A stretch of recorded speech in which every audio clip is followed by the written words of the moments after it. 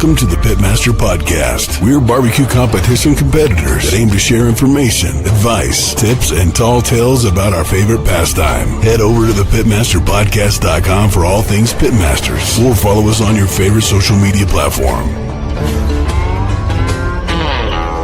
And now, here are the hosts of the Pitmaster Podcast, the two-time Grand Champion, SCA World Champion finalist, and barbecue specialist of Smoke Ain't No Joke Barbecue, the Anthony Luan, and the 24-time Grand and Reserve Grand Champion, Reserve World Grand Champion, Windover High Roller Champion, and the founder of Pitmaster Barbecue Supply Company stores in Utah, the old man himself from Big Johnson's Barbecue, Jesse Johnson. This is Greg Rempe from the Barbecue Central Show, and you are listening to the Pitmasters Podcast, and they are doing it live. We'll do it live. That's right, Bill. I just said that. They're going to do it live. We'll do it live. Yes, live. They're going to do it live.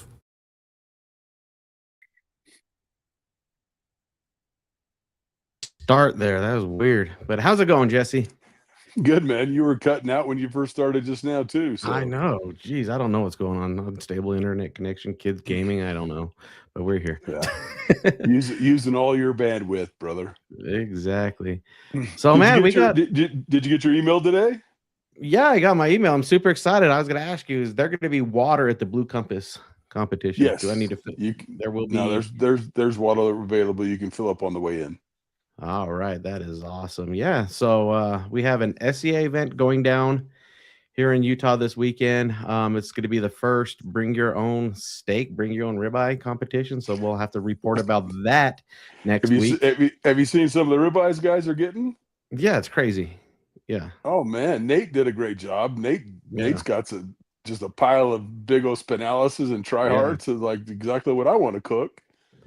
Yeah. So. Yeah, we're just gonna kind of wing it here. I don't know what's going on with my internet here, but it's gonna be interesting because it's like you can win or lose a barbecue competition on a Tuesday. Now it's gonna be the same thing in the SCA, because if you're not out picking the very best steaks and having them the right thickness, because the rule is under an inch and a half, but most guys cook like 1 inches. Is that correct? Inch and a quarter. Inch and a quarter. Yeah, but max is 1.5 inches, right? Yes, correct.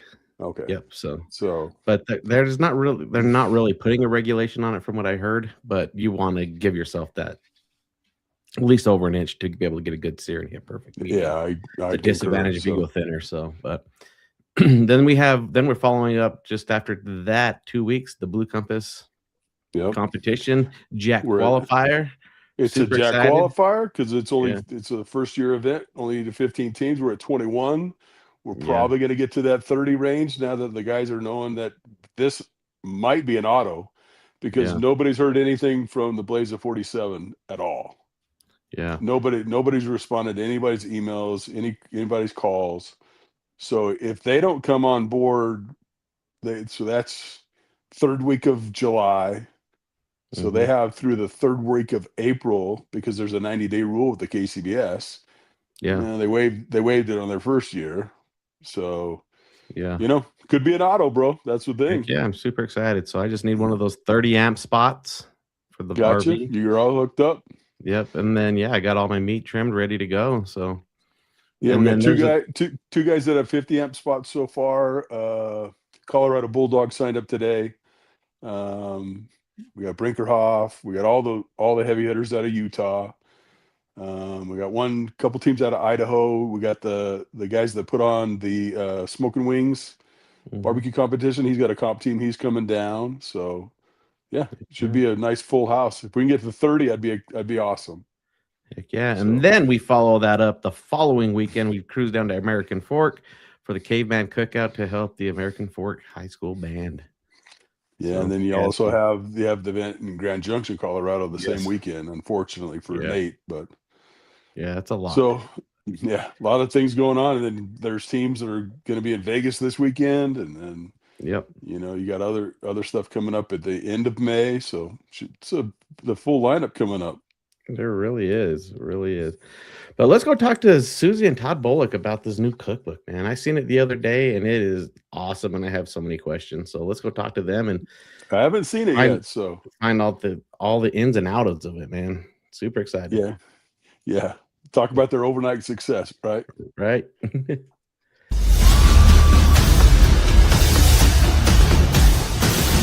This is the single best investment you can make to become a better cook. Thermopen 1 is the best thermometer I've ever had. My thermometer of choice is ThermoWorks. When it comes to quality that I can trust, this is the company that I go to over and over again. There may be other thermometers out there, but there aren't other Thermopens.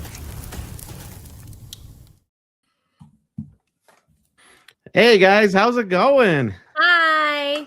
Yes. Hi, guys. If you are a first-time listener of this podcast, we're over 305 episodes. And Susie's the OG, right? These two were episode number 1. First guest ever. Yeah, isn't that awesome? That was So 6 years cool. ago. So much has changed in 6 years. Has Yeah, it?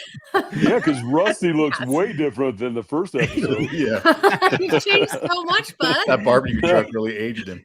Oh my God. It'll age of decades in a matter of time. Yeah. Yeah. So yeah, a lot has happened in the first 6 years of this podcast, but then now we are here today talking about a cookbook. How long has this been in the works? How long have you been thinking about it? Has it been 6 years? 6 years? I mean, so when I first launched Hey Grill Hey, I was just sharing recipes online. How long ago was that, Susie? 2015, March of 2015. We just celebrated 11 years of Hey Grill So Hey. you're an 11-year overnight success. Yeah, just over a decade to be where we are right now. So awesome. And so we launched a couple of like ebooks in the first year or two of running Hey Grill Hey, just to kind of compile recipes and give people something that they could like download and reference on a Kindle or an iPad that was an easier format, I feel like, than sometimes websites. But then we launched the app, and the app's kind of like a digital cookbook as well, but it has all of our recipes. And we kept meeting with literary agents and publishers. We had some of the biggest publishing houses in the United States reach out and want to do a book with us. And I told them my concept for the book, which is what Hey Grill Hey has always been, a really approachable barbecue book for people who maybe have never touched a grill in their lives.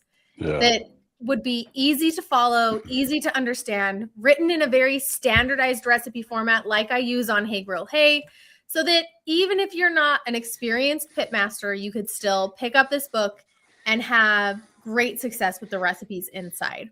And that publisher wrote me back and said, I just don't think we can sell a book like that. We don't want to sell a book to beginners. We want like a personality driven book where, you know, you talk about your history and your backstory. And I think that's a cool concept. And I think there are a lot of amazing books like that for sure. But it wasn't like in my heart the book that I wanted to write. I didn't feel like there was the same when I started Hey Grill Hey 11 years ago, like just a classic, basic book that you could start with and make amazing recipes in your backyard. A lot of them are very complicated, or because they're doing it for a cookbook, you want recipes that are unique or different or stand out. And I'm like, that's awesome. I love those books. But also I just want a reference. Like I just want one book that I can cook actual dinners out of. That's what I wanted. So that's what I decided to make. And we ended up going the self-publishing route, which is really, it was so much to learn. We are not publishers. We had no idea what we were getting into. So it took us a long time to actually get the copy done, to get the recipes that I wanted in the book, to work with a designer to do the layout. We photographed every recipe in the book, get all of the pictures done and edited. It's just a massive, massive project. Tons of work and tons of time. A delicious, massive project. A very delicious project. I will say though, all the recipes in the book have been tested so many times because we cooked through them in real time. We cooked through them while we were editing. We cooked through them while we were photographing them. And so it was a long time, but we're super glad it's here. How much weight did Todd put on? I think he went up and down a good 20 pounds over the 6 years that we were. You get to eat all those recipes, Todd. Yeah, awesome. Absolutely. But so here's the book in real life. It's called Backyard Barbecue Hero, which if you're familiar with Hey Grill Hey is something we say a lot. My goals with Hey Grill Hey, and we set these goals really early on in the business. Like, why are we doing this? And why does it matter? And how does it actually help people? And that's kind of where we landed. We have a catchphrase. I want to help you make better barbecue. Yep. So you can feed the people that you love. Yep. And become a backyard barbecue hero. It's exactly what we preach in the stores. Exactly. We're just here to help you make the best barbecue you can for your friends and family. Exactly. So and it's the same concept. So I got you. Yep.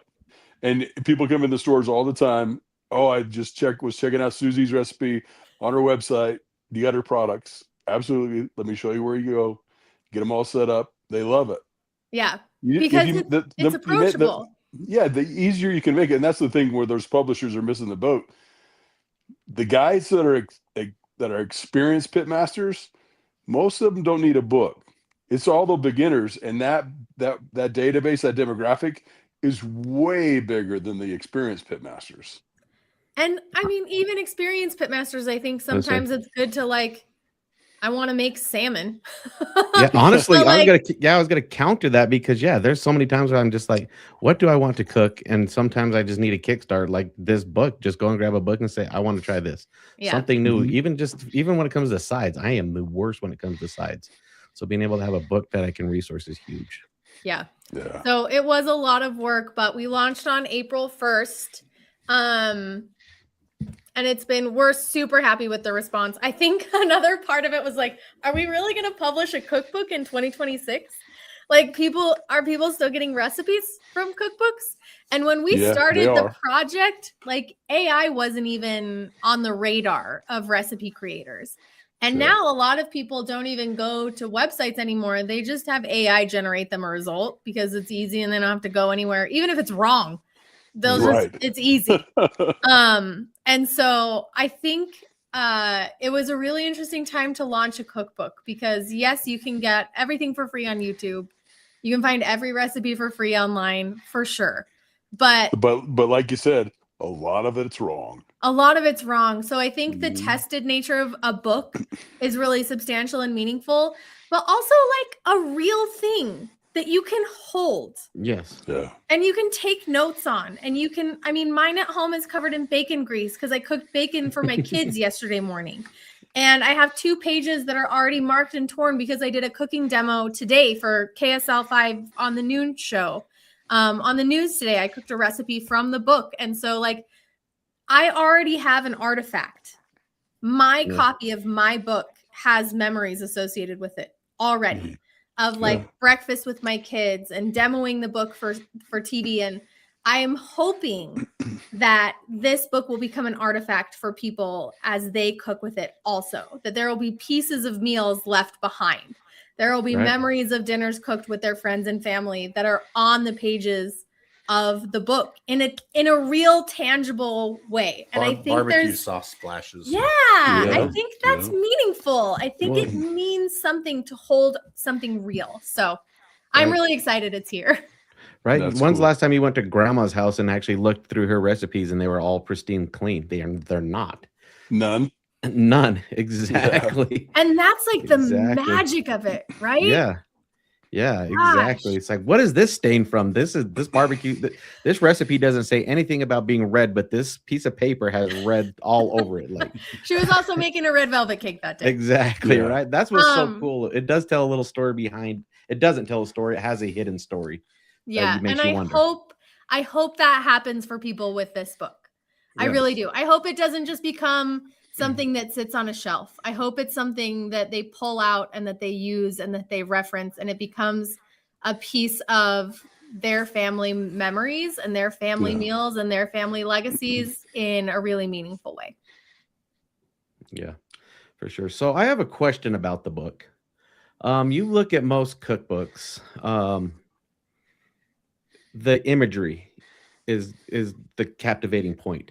You decided to zoom in on focus in on the dish itself. Most cookbooks they'll have it on a table, some displays and everything like that, but you decided to go really tight. Yeah, Todd, show us one of those pictures of the result. Why did you guys decide to go really close with the end result? I think the idea is what's it going to look like when you eat it? Like Right. I want with the photography, we kind of have a signature style at Hey Grill Hey anyway. So this all lines up with what you'll see. Like that's a real tight shot of some roast beef right there. But I wanted that feeling of the dish being done, of you being ready to eat it, of the delivery of the actual food itself. And I think the lifestyle photos are beautiful. I think it gives a sense of place for the food and maybe an idea of like, oh, if I made this, my table would also be perfectly landscaped and we would be able to sit down and share this magical meal. And I get the idea of that. But for me, this cookbook is all about the food. Hey, we turned this in at the Royal. We did turn this in at the Royal. Oh man. This is That my looks peach amazing. crumble smoked cheesecake. Right. Hey, Anthony, just so that the listeners, that if we have new listeners, so let's use your phrase and let's rewind and let's so Susie, tell people how this journey started and got you all the way to this cookbook at this point in time. So this can be a standalone podcast, so people don't have to go back and listen to episode 1.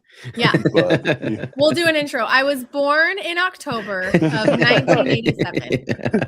We don't have to go that far back. Yeah. I started Hey Grill Hey in 2011 Young chica. or 2015. I'm just a baby. So it's 11 years old. And before that, I'd been in the professional recipe development and blogging space for several years. So I had built blogs for people. I had created content for people. I'd been a ghostwriter for people. And I had a also lot of companies. Yeah, a lot of companies.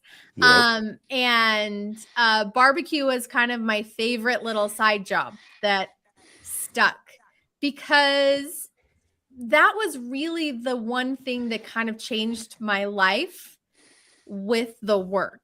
Because I was doing the work and writing the recipes and developing the recipes, I had food that needed to be eaten. And so that's when the neighbors started showing up and the families started coming over and we started being the house that hosted and that you knew there would always be something yummy to eat. And that was because of barbecue. And so when I found myself without any of these other little side hustles, Todd was like, okay, well, what do you want to do? Like you could do anything at this point. He was providing our income full time as a CPA. And he's like, we don't need your income necessarily. Like, obviously it's helpful, but you could do whatever you wanted. And I said, I actually just want to keep writing barbecue recipes. And I don't know how to do that on my own. I don't know. Cause I'd always worked for other people and they managed a lot of the logistics of actually running the business. I said, I don't know how to manage it, but I'll figure it out. But that's what I want to do. And so I started doing a ton of research on how to food blog as a business and how to make this into something that could not just fulfill my own personal passion as a passion project and a creative outlet for me, but also as a revenue driver for our family. And there was another like underlying motive there as being a female in the barbecue space. I felt like there was a real lack of representation for people that were like me. I just had young kids and I wanted my friends to come over and I wanted my family to come over and I wanted to be the cool house where people hung out and ate good food. That was my main motivator. And I knew there were other people like that. There just weren't a lot of us talking about it but online. The good food happened to be smoked ribs, smoked brisket. It just so happened to be great barbecue. There you go. I want to go back to one thing that stuck was we really fell in love with the barbecue community. Yeah. It's just such a welcoming, inviting, warm place. Everyone has always been so nice and so supportive and so excited for us and what we're doing. Mm-hmm. I mean, the negativity is always out there, but like literally 99% of the interactions we have are all positive, and we have lifelong friends in the community now. Yeah. So it became an extension of like our lifestyle outside of just our neighborhood and our family and our friends. Like the barbecue community at large became a group that we belonged to and that we were a part of and that we had things in common with and felt this camaraderie with. So it just became an extension of who we were as people. And it just made sense that our business was barbecue. I know you guys get it. You get it. Yeah. You're here on a weeknight filming a podcast about barbecue. Right. It sneaks up on you. It does. Yes, it does. Until it becomes your whole personality and your whole identity and how you spend all your time. Yeah. Then what was that breaking recipe? I remember your breakout recipe was the Dr. Pepper beef jerky. Was that the breaking point? Is that when it just kind of you started gaining that traction of people following you? Kind of. We had a couple smaller ones before that, like 1 million views or a half a million or whatever. I think there was 3. That was our 3rd video. Yeah, that like really gained some traction. And it was significant enough at that point where it was sending so much traffic to the website. Todd was like, did you do it? Like, is it happening? Is it working? Well, we watched by the end of the weekend, we had like 5 million views, and I'm walking around like, you guys, anybody hit? No, nobody cares. Nobody. Like, this was our moment. We were famous.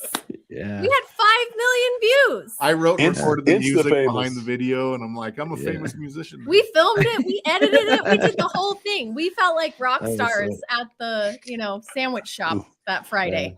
But yeah, that was kind of the turning point, I think, to where we said, okay, there's maybe a formula here that we can replicate. There's something to be understood.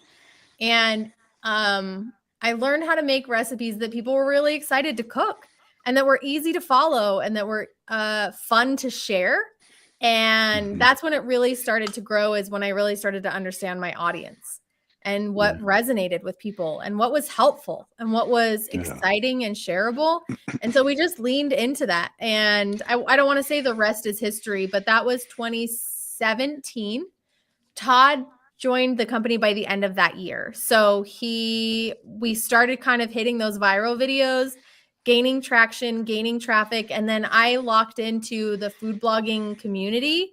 And much like the barbecue community, they were all willing to help out and share. And I learned so much about optimizing my website for SEO and writing a better recipe and all the plugins and the logistical details of how to structure my website, and simultaneously how to build a business and how to hire somebody and how to send a good email, and just so many lessons along the way to where we are now. But in that, we launched a product line. We have an award-winning line of barbecue seasonings and sauces. We launched our Pitmaster gloves last year.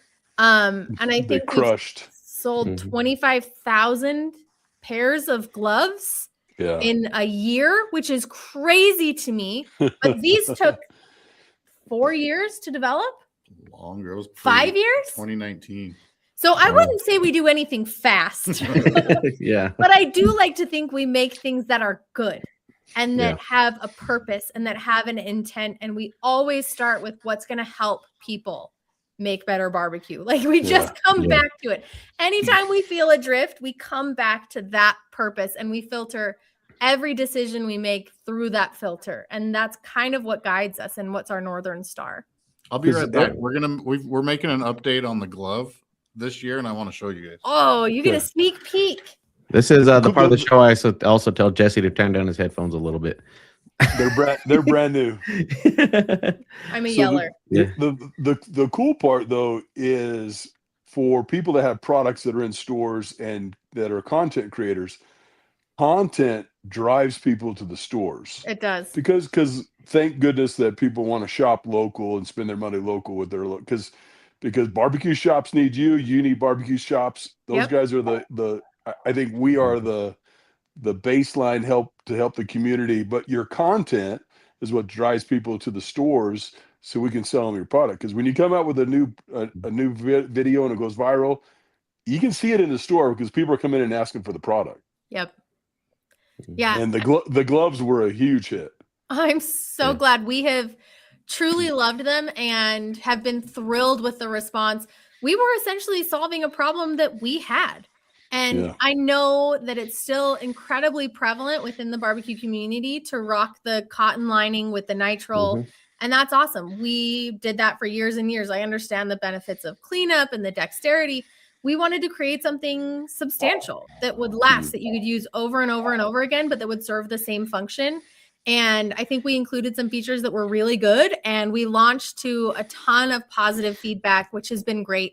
We needed to alter the packaging before we ordered our second run. So we changed the packaging so that customers could try them on, because we had retail partners that were like, they can't try them on. So we changed that, right? So what I would do is I would just kind of flip the packaging open.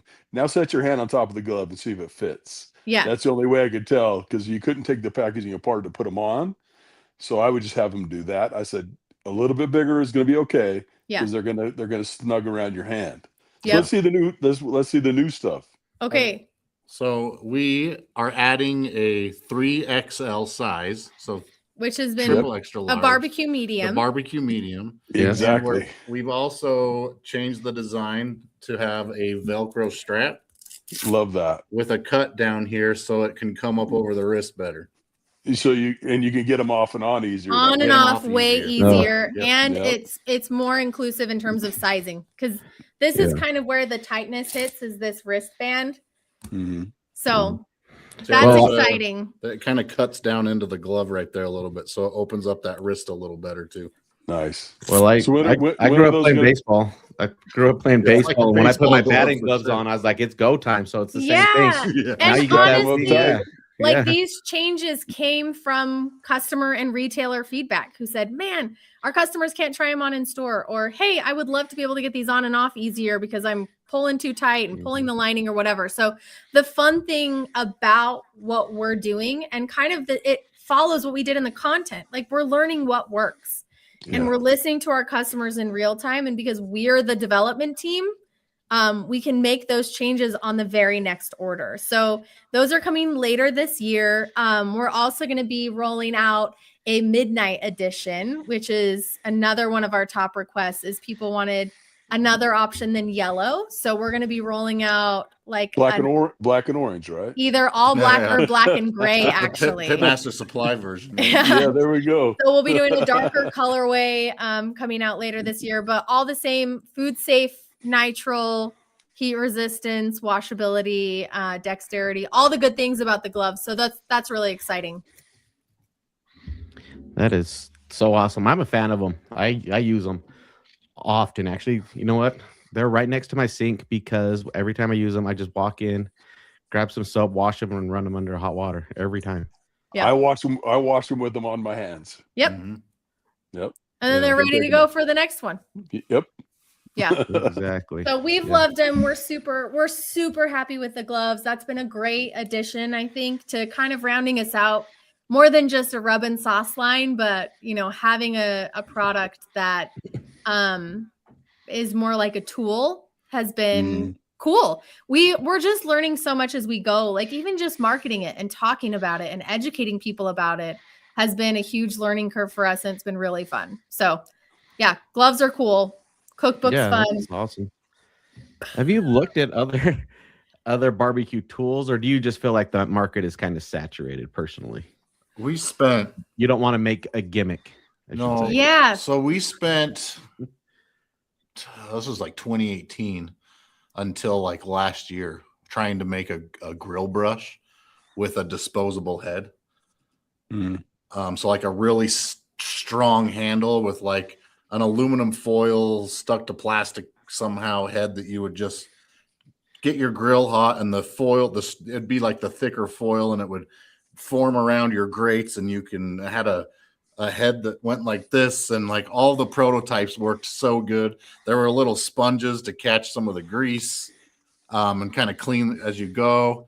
We spent, I want to say, well over $10,000 on trying to get a patent for the design. And we ended up with one of the most difficult people at the patent office. And they wouldn't pass it. They said it was too similar to other designs, even though we argued and said that it wasn't. It didn't matter. So we just kind of gave up on it. And I don't know. Sometimes when you're using foil, like little foil pieces will get left on the grill, and so I will tell you that the product development process is a years-long process, much like the book. Yeah. The gloves took us years. So we are not. COVID didn't help. COVID didn't help. But we're not really in the business of just slapping a Hey Grill Hey label on something just to have something to sell. We're really interested in only creating things that add value and that are innovative. Yeah. Yeah, that will actually help. Like that will actually help people and not just exist to have another product to sell or another product in the warehouse, because that doesn't make sense for my business and I don't think it actually helps anybody. So I had so many ideas. Like I wanted a pellet hopper extender with like a little like vibrator in it that would make it so like you couldn't have the cone of death thing happening, Pile up. Yeah. So I had all these ideas, but it turns out it's really expensive to make. You know what invention? I'm going to say this. I'm waiting for somebody to come out with. Is just make me a little speed bump that I can, with a magnetic back that I can put on top of my hopper. So when I cover my grill, when it rains, the water just doesn't pool up on top every time. Just a speed bump over the hopper, man. That's it. Well, here's the thing. Green Mountain's new grills have a rounded top. Yeah. So that's that specific purpose. So rain rolls right off your cover. See, people are solving problems already. We'll just do it. We'll do it with Hay Grill Hay, and then we'll just have a place for a hook to hang your gloves. There you go. Perfect. The Hay Grill Hay Hump. Yeah. Hay Grill Hay Hump and Hook. Yeah, hump and hook. Yeah, perfect. They can go a lot of ways with that one. Multi-purpose. Trademark. It's a multi-tool. Yes. That is so awesome, man. I'm so happy for you guys. And just to see you guys grow. And the thing is you guys have grown as a company, but you guys stayed humble in general, like for sure. My son to this day, these guys just sponsored my son in the SCA when he was cooking. To this day, he still goes to your product when he's going to be cooking at home, when he's at his house. He still goes to your product.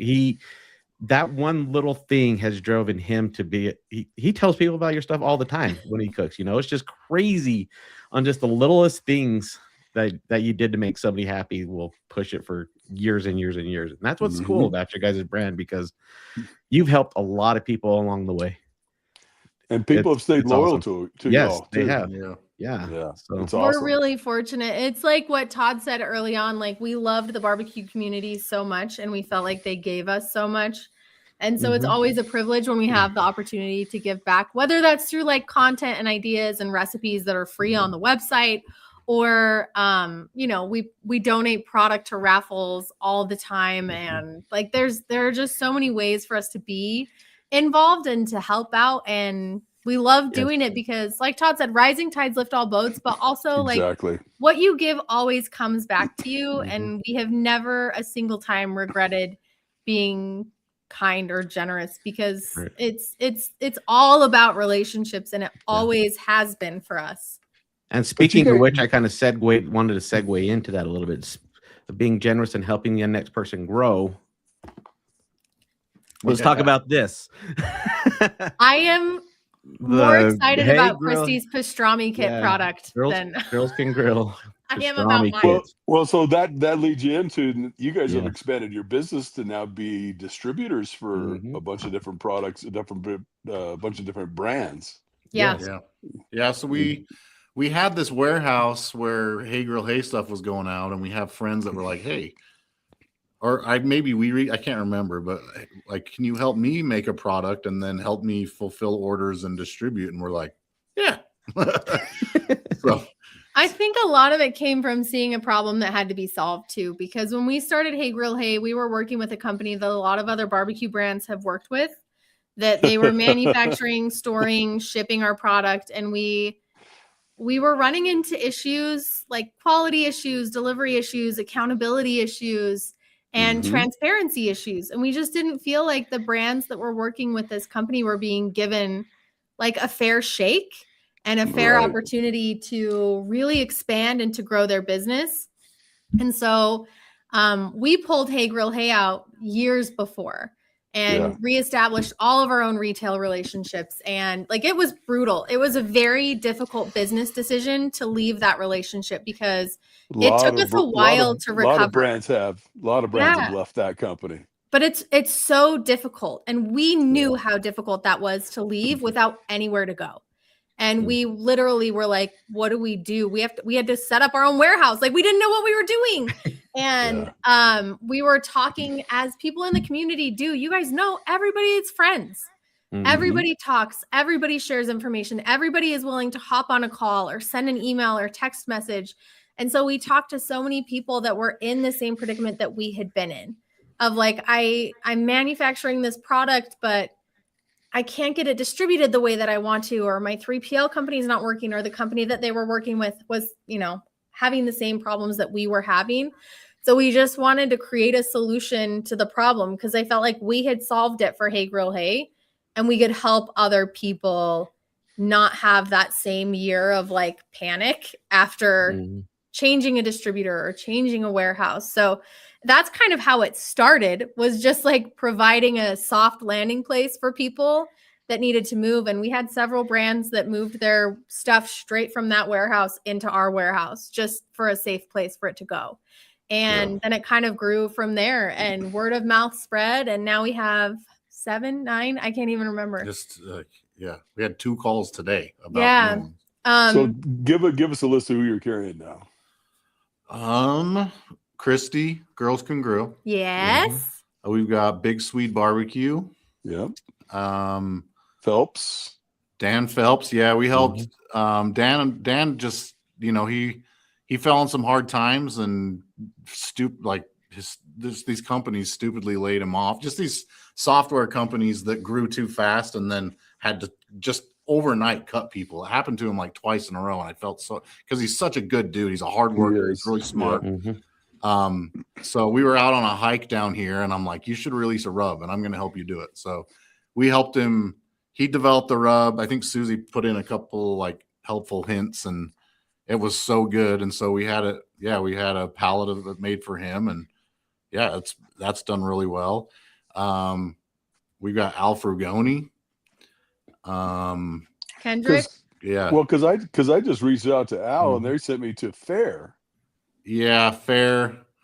I hate Fair. I absolutely hate that. Yeah, you can't navigate that site for anything. No. So we're getting him onboarded onto the Patio Provisions warehouse right now. So you should be able to order his stuff through our website really soon. He hit I'm down. Yeah, he hit a supply issue he had a huge order from Academy, and that kind of sucked all of his product, and he's growing too fast. So he's trying to, we're trying to help him figure it out and get on board. But yeah, you'll be able to order Al Frugoni at the Patio Provisions website, along with the Hey Grill Hey. Christy at Girls Can Grill. Yeah, Kendrick Barbecue is going to be on there soon. Tony Ramirez from TFTI, his Cajun honey and his spicy garlicky.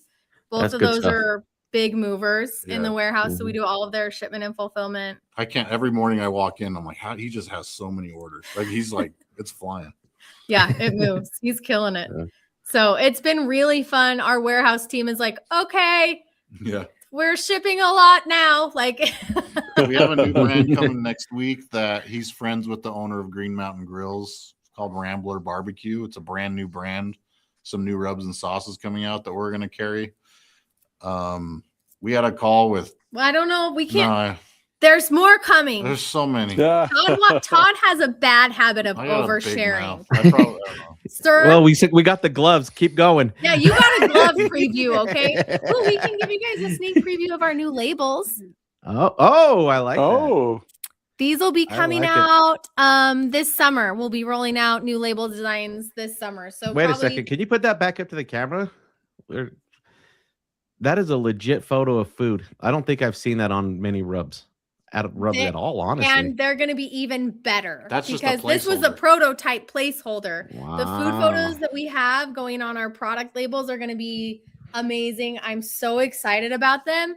And it is something a little bit unique. You don't see food photography on a rub label or a sauce label hardly ever, especially in the barbecue and grilling space. But again, like, when we talked about the photos in the cookbook and the photos on the website, that's kind of a hallmark of the Hey Grill Hey brand, is this beautiful, really impactful food photography that delivers that end result. Like, this is what I'm getting with the product. This is what I can make with the product. And it's just closing that distance between I want to do this, I can do this, I did do this. Right. and making that journey shorter so that the product's easier to use, it's more exciting to use, it's more fun to use, and you go back to it more often.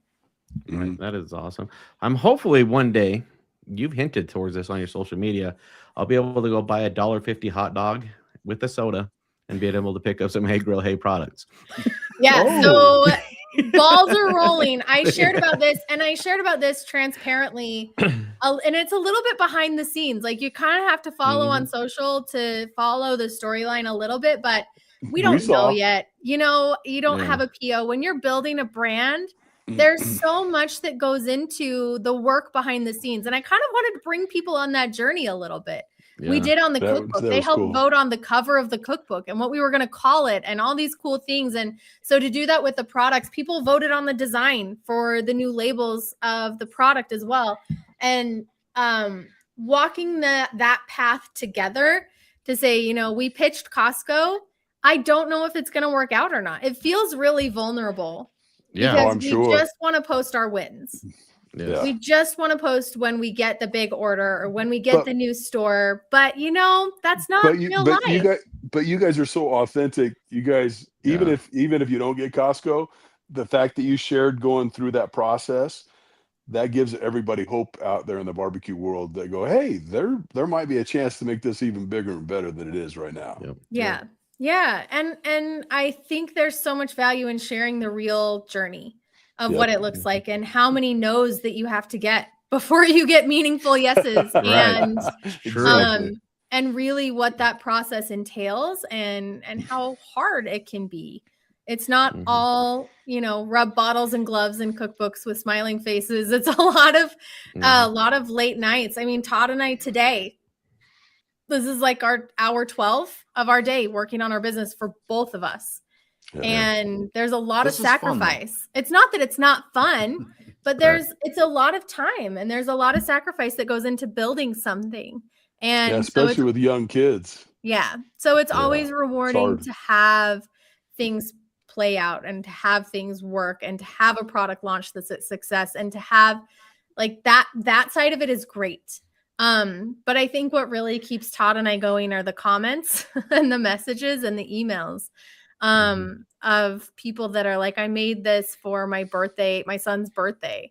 Like, this is the meal that I bring to every potluck. I can't wait to try. In the cookbook, I have a recipe called Benny's pasta salad. It's my son's favorite side dish ever.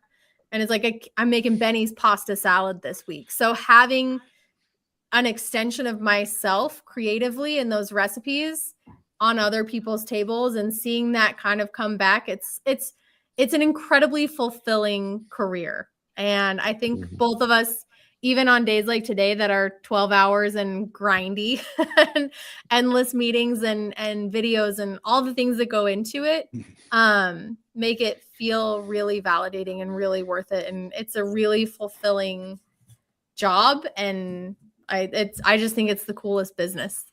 Jesse, that's awesome. Jesse, I have a kind of a partnership, me and you, as we move forward, and Susie is on every shelf across the nation here. I'm just saying so that it'll happen, right? Oh, we're manifesting. We're manifesting. Okay. I don't know what this is going to say. No, I have a strong love in my heart for small local businesses, specifically stores like yours. And I want to make sure that we're Barbecue Pit Stop. They do a great job too, in Utah. And I don't want to like forget. You know what I'm saying? Yep. Forget the little guys. So as we're growing over the next few years, which she's going to make it happen, I have no doubt. We've already talked about this. I just want to work with you, you know, and have consistent conversations on how we can continue to support the mom and pop shops.